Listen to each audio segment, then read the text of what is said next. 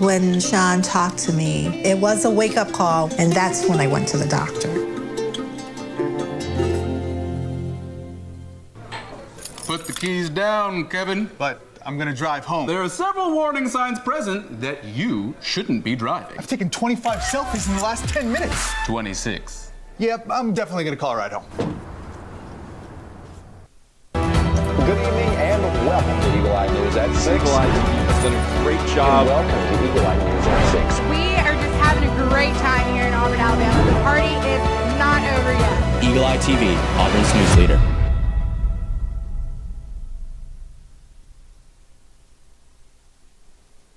Good evening and welcome to Eagle Eye News at 6. I'm Brady Honeycutt. And I'm Morgan Sims. Thank you for joining us tonight. On Saturday, Auburn students danced the night away on Sanford Lawn for UPC's 4th annual Magnolia Ball. The event gives students across the university a chance to put on their best formal wear and enjoy a night of elegance, fun, and school spirit regardless of their university affiliation.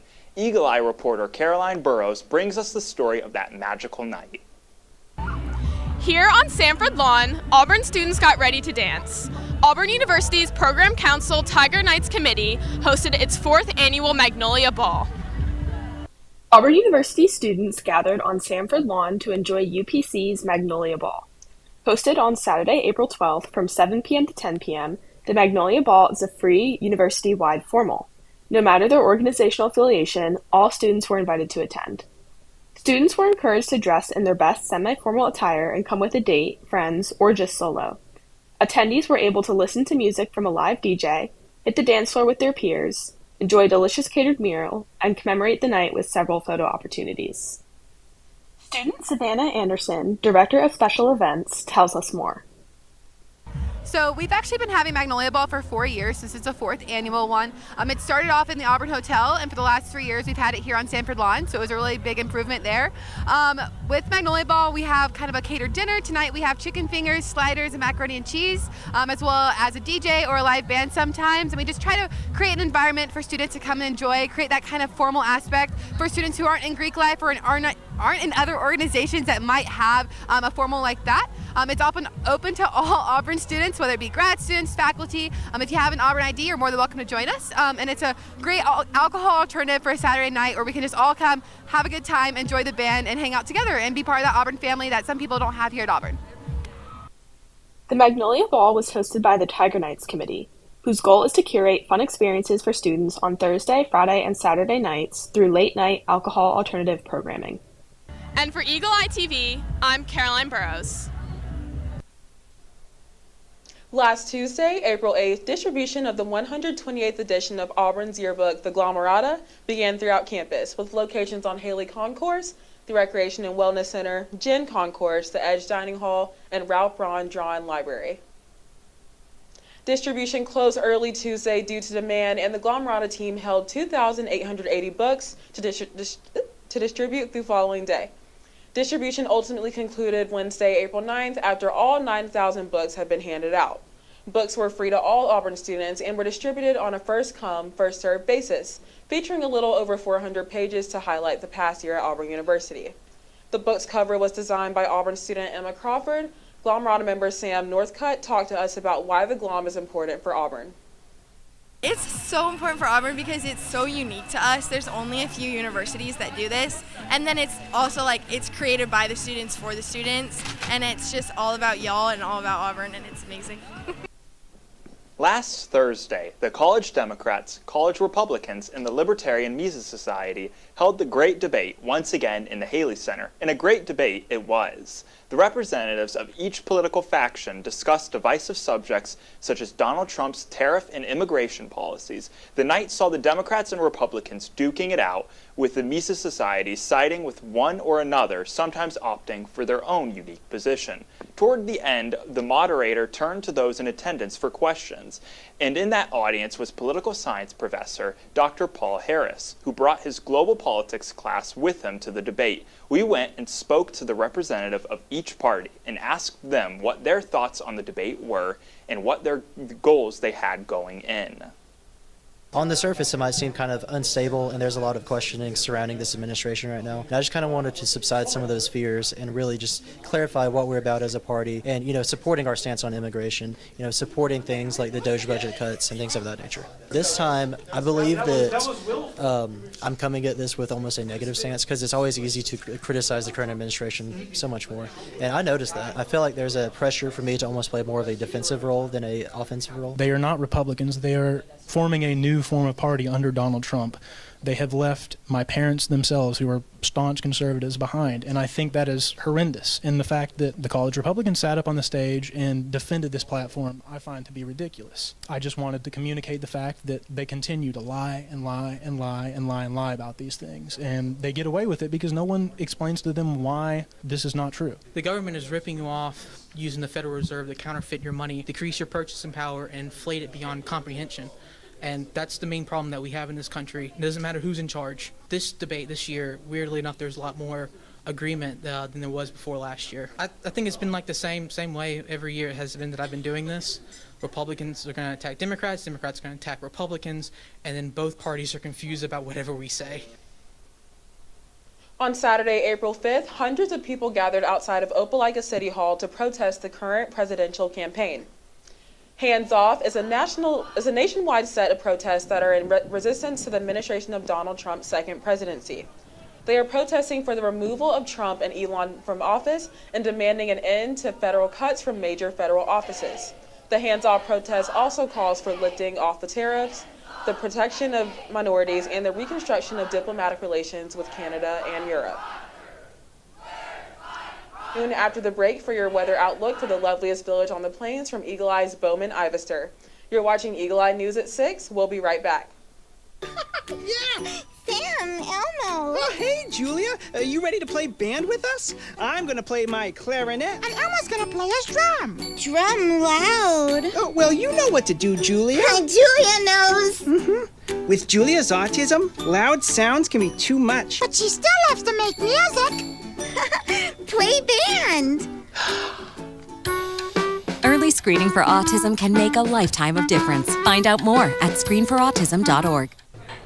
Put the keys down, Kevin. But I'm gonna drive home. There are several warning signs present that you shouldn't be driving. My text to emoji ratio has gotten a little out of hand. A little? Yep, I'm definitely gonna call a ride home.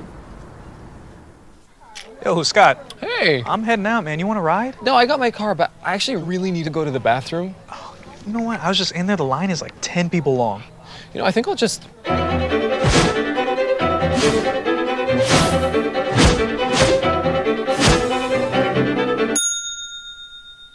Dude, are you okay?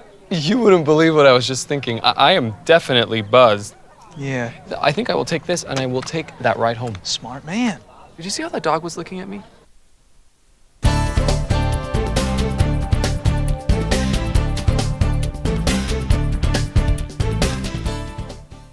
Welcome back to Eagle Eye News at 6. I'm Bowman Ivester here with your weekly weather outlook for the loveliest village on the plains. Let's get into it. Tomorrow we will see AM clouds and PM sun, which will bring us a high of 72 and a low of 49. Wednesday's all sunny skies with a high of 73 and a low of 50. It's going to heat up just a bit more Thursday. The high will be 79 and the low will be 53, and sunny skies will follow. Friday is going to be partly cloudy with a high of 84 and a low of 58. Now moving on over into the weekend, Saturday is going to be carrying over that high of 84 from Friday, and the low will be 63. Sunday's forecasted to be the exact same with a high of 84 and a low of 63, as well as cloudy skies. That's all I've got for y'all today. Let's head back on over to the desk with Brady and Morgan for a national news update. From Eagle Eye News, I'm Bowman Ivester. We'll be right back.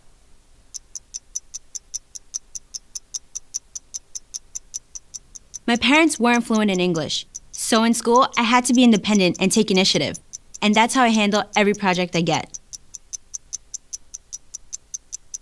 Hey Kevin, you thinking about retirement? I'd love to, but I'm pretty busy with all this. Yeah, hey, let's meet our retirement coach, Avo.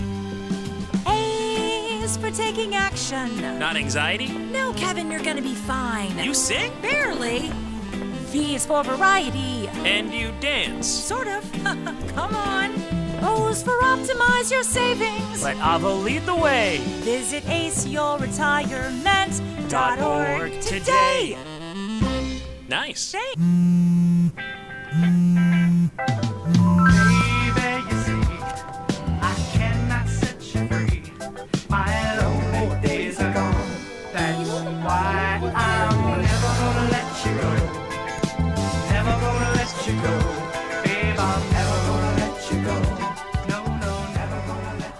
Here you go. Thank you. Thank you.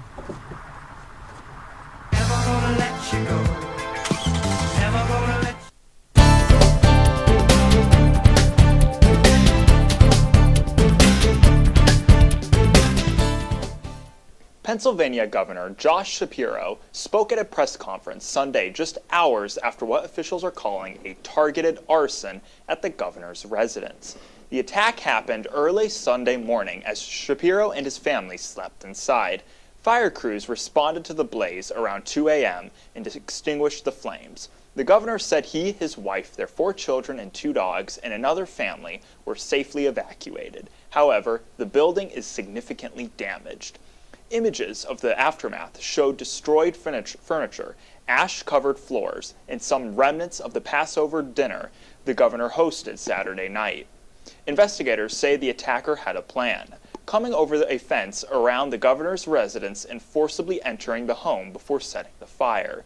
Police said he, quote, homemade incendiary devices, and was inside less than a minute, evading troopers who were searching for him. The suspect was arrested later Sunday. Prosecutors say they plan to charge the man arrested with attempted murder, terrorism, and aggravated arson, among other charges. The suspect could also face federal charges. The governor said Sunday the motive wasn't yet known. A meeting between President Donald Trump and one of his administration's closest allies put immigration policy in focus Monday and addressed the legal fight around a Maryland man mistakenly deported to El Salvador's notorious mega prison. Karen Kaifa is at the White House with more.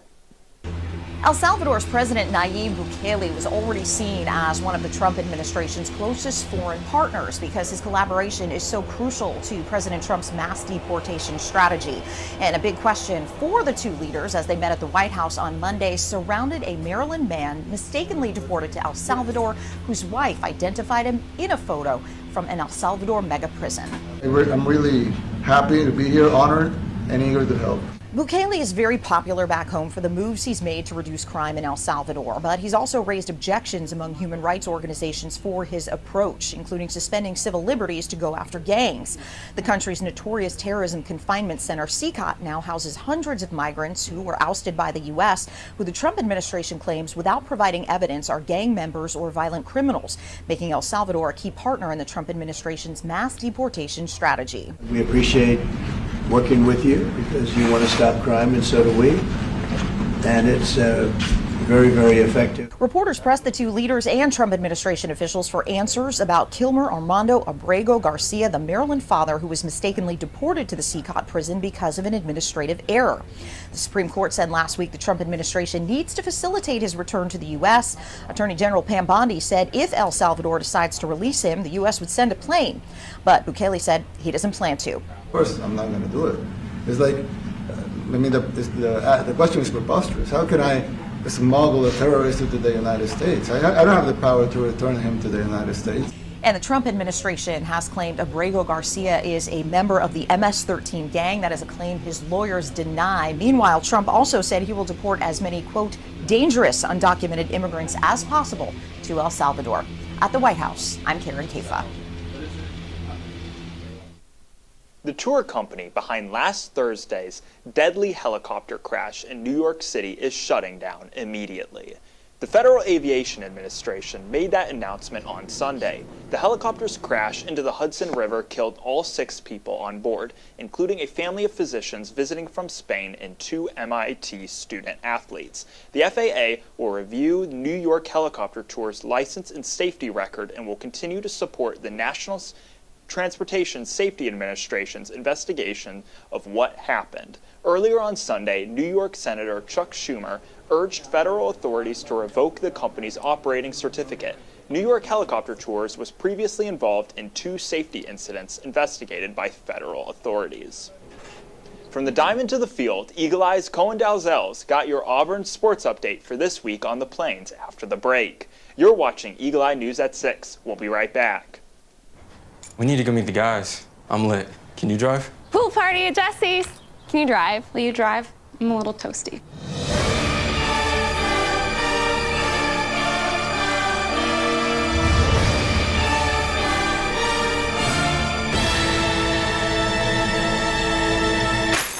Nope. Nope, I'm high. But I can order us a ride. Friendly reminder, don't drive high. If you feel different, you drive different. Pool party at Jesse's. Can you drive? I'm toasted. Nope, I'm high. But I can order us a ride. Friendly reminder, don't drive high. If you feel different, you drive different. Or that the projections would be flood next Thursday? I can't do Thursday, but I can do Friday. Disasters don't plan ahead. You can. Talk to your loved ones about how you're going to be ready in an emergency.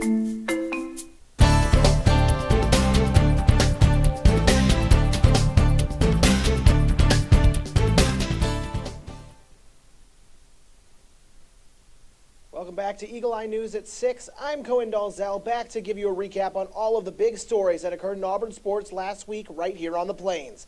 Let's get right on into it. Starting out over in Jordan-Hare with football, Auburn held their annual A-Day on Saturday to end off what Coach Hugh Freeze called a great spring. For the first time, A-Day was more of a practice than a scrimmage, with individual, offensive, and defensive drills taking up much of the time before a small red zone scrimmage session capped off the day. Saturday was the first time fans got to see many of the Tigers' new freshman and transfer acquisitions, such as Deuce Knight, New Boy Fagans, and Eric Singleton Jr. Returning sophomore receivers Cam Coleman and Perry Thompson made a couple of incredible catches during the skeleton section of the practice, while junior Keldrick Falk and sophomore Champ Anthony headlined the defensive side. Auburn will start back up with fall practice in August. Now over to the Diamond. Auburn softball also was in action for A-Day weekend in another huge series for the Tigers after winning their first games in SEC play last weekend in Lexington. The Tigers hosted 18th-ranked Georgia for 3 games and were able to win their second straight series in SEC play due to 2 big swings by K.K. McCrary. In Game 1, Auburn trailed 10-9 heading into the bottom of the 7th, but Auburn's McCrary wasn't going to let this one get away. She knocked a 2-run shot over the right field wall and walked off the Dogs 11-10. After losing Game 2 10-5 on Saturday, Auburn once again trailed heading into the final home half 4-2 on Sunday. However, a double by Analea Adams tied the game, and after a couple of walks, the bases were loaded for who else but K.K. McCrary. She took the 1-1 pitch deep off a light pole in left field for the walk-off grand slam as Auburn clinched the series with an 8-4 win. Auburn heads to Rocky Top to take on the Lady Vols this weekend. On the other side of the diamond, Auburn baseball took on third-ranked LSU in 3 games this weekend, continuing their hot streak as of late as they swept the Bayou Tigers with help from stellar pitching performances. Game 1 featured a masterclass from Samuel Dutton, who held LSU scoreless in 6 innings of work, striking out 7 batters. Auburn's offense took advantage, scoring 4 in the 5th to pull out an 8-4 win. Cade Fisher kept the pitching going with 5 innings of 1-run ball and 6 Ks on Saturday. Eric Snow hit a 2-run homer to the right in 5th, and Auburn took the series with a 4-2 win. Going for the sweep on Sunday, Auburn scored a quick 3 runs as a combination of Andreas Alvarez, Griffin Graves, and Dylan Watts held it down for Auburn on the mound, sweeping LSU for the first time since 1988, 3-2. Auburn takes on Jacksonville State in Jacksonville on Tuesday before facing the nation's #1, Texas, this weekend in Austin. And that is all I have for sports tonight. Stay tuned after the break to hear about the new delicious Easter egg alternatives and a retirement party for one special golden retriever. I'm Cohen Dalzell for Eagle Eye Sports, and you are watching Eagle Eye News at 6. We'll be right back. There was an old woman who lived in a shoe. She had so many children, she didn't know what to do.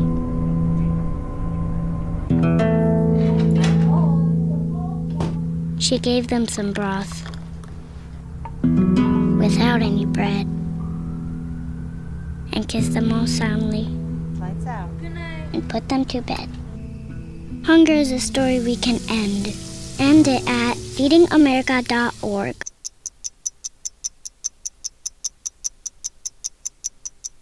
I was living in a shelter juggling 3 jobs. I had to be resilient. That's something that you can't teach. You can achieve a lot using your imagination. I mean, I don't like to brag, but... Wait, who's that? And why is she all over these achievement awards? But with STEM, the sky's the limit. Shaboom! Use STEM to envision... Okay, I'm seeing it. Yeah! Invent... Got any ideas? I've got a few, actually. And create a better world. Told you she's super smart. If she can STEM, so can you. Find out more at She Can STEM.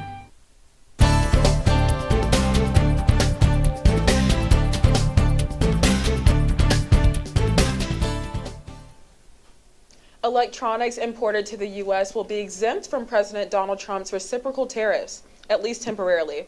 That means the price of smartphones, computers, and various electronic parts may not go up, but other items could cost consumers more.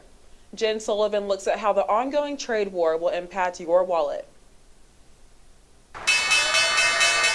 U.S. markets closing Friday following a tumultuous week of ups and downs after President Donald Trump's aggressive tariff announcements. Then hours after they took effect, Trump rolling some of them back. But enormous tariffs remain in effect on China. I lowered the tariffs on everybody, but we've been making a lot of money, and it's always been the other way around. Chinese imports will now face a minimum 145% tariff rate. Beijing raised its tariffs on U.S. imports to 125%. Caught in the middle are U.S. consumers and business owners who are now faced with much higher prices. We're quoting a client one day for a product, and then the very next day we have to give them another quote. And that roller coaster is not something that we can survive on as small business owners. Trump made electronic imports exempt from the tariffs, which means the prices of smartphones, computers, and other electronics may not be affected. But the price of many other items like cars, food, and clothing coming from other countries could go up.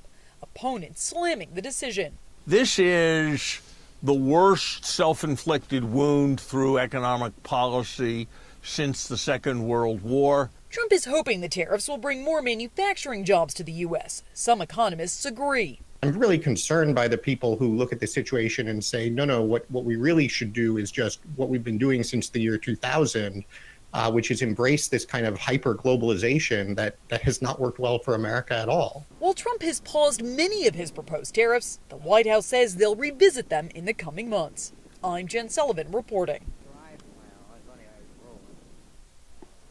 Many kids love to dye eggs to celebrate Easter, but the record high egg prices have people scrambling for an alternative to the popular pastime.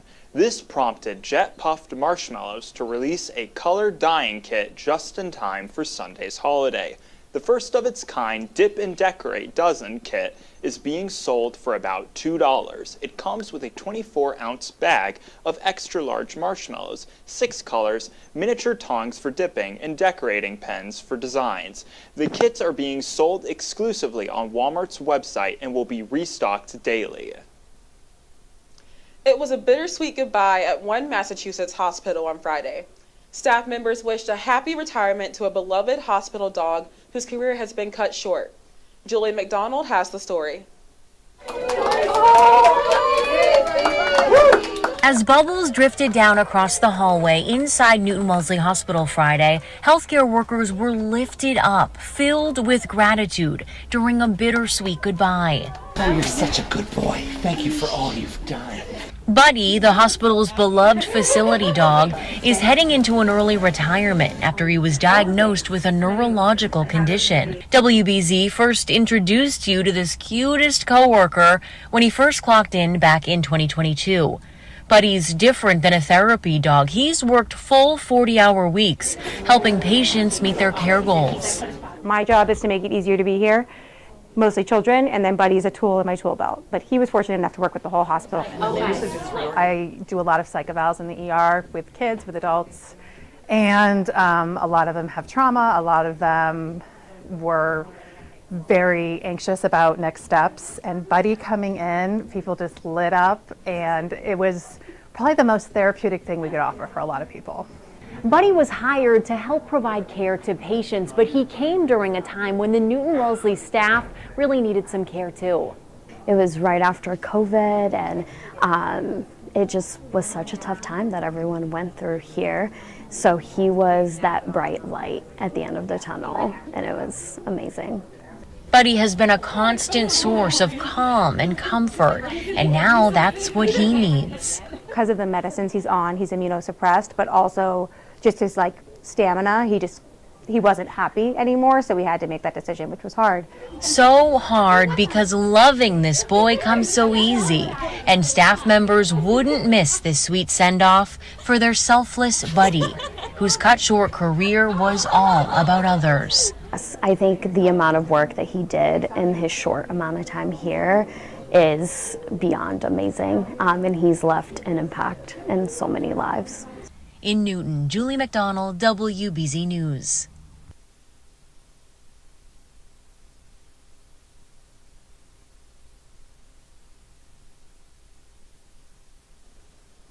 We're out of time, but for more Auburn news, head over to our website, eagleeyeauburn.com, and check out our social media pages. I'm Brady Honeycutt. And I'm Morgan Sims. Thank you for watching, and War Eagle. Hey, can you chop the pineapple? Chop the pineapple.